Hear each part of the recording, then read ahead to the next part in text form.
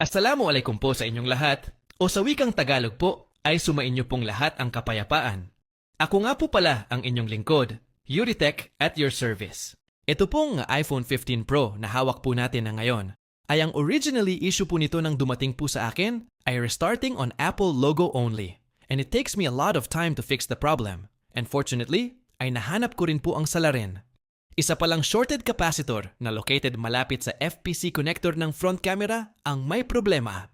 But unfortunately, right after ko pong matanggal at mapalitan ang shorted capacitor, ay ang sumunod naman pong issue ay hindi na gumagana ang front camera.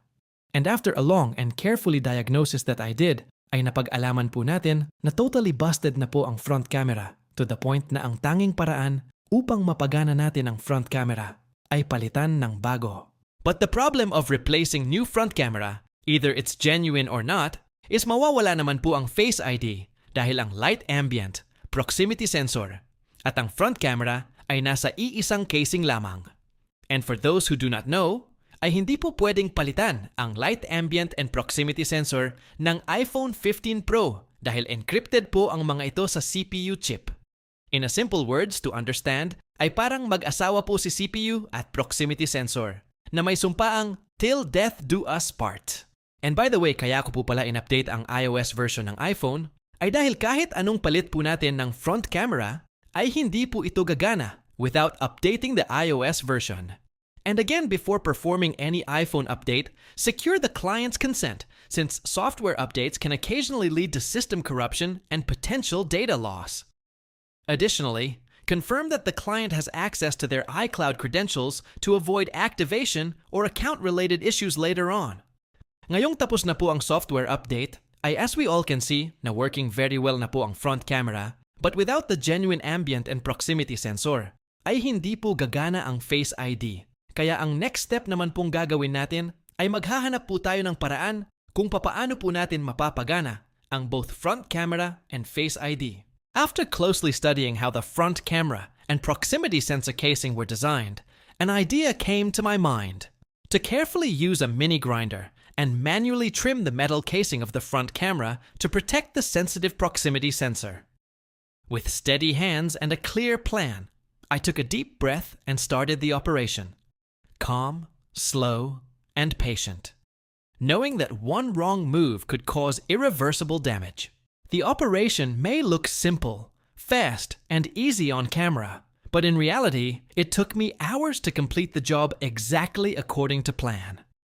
This is where my passion for the profession truly comes alive.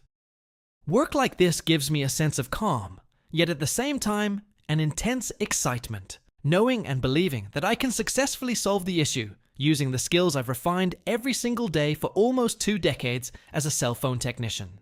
Kaya anuman po ang estado po natin na ngayon bilang isang cellphone technician, baguhan ka man o bihasa na sa industriya, ipagmalaki mo ang sarili mo. Lagi po natin pakakatandaan na hindi lang po tayo basta mga cellphone technician. Tayo po ay mga profesional na lumulutas ng problema, nagbibigay buhay sa mga sirang cellphone, at nagbibigay serbisyo na may integridad at kasanayan. Hindi lang po tayo mga cellphone technician lang, tayo po ay ganap na mga cellphone technician na. Malaki po ang kaibahan ng lang at ng na if you love what I mean. Parang medyo napahaba po yata ang pag-iimot natin at hindi po natin napansin na tapos na po pala ang paglilipat natin ng bagong front camera sa genuine proximity sensor casing ng iPhone 15 Pro ni client. Tinesta na rin po pala ni client ang Face ID and the huge words of yes it works po ang nagpawala bigla sa aking ngalay at pagod. At bago matapos po ang videong ito, ay nais ko pong i-shoutout si Master Alharis Mimbalawag, si Idol Limuel Domingo Macarubo, si Master Elmer T. Padapat. At shoutout din po kay Tampil Hardmo Undong, kay Boss Mark Casinillo, kay Idol Daryl Quiñones, at kay Idol LDV Silma. Maraming salamat po sa inyong walang sawang suporta mga boss. Hanggang sa muli po and hope to see you again in our next videos.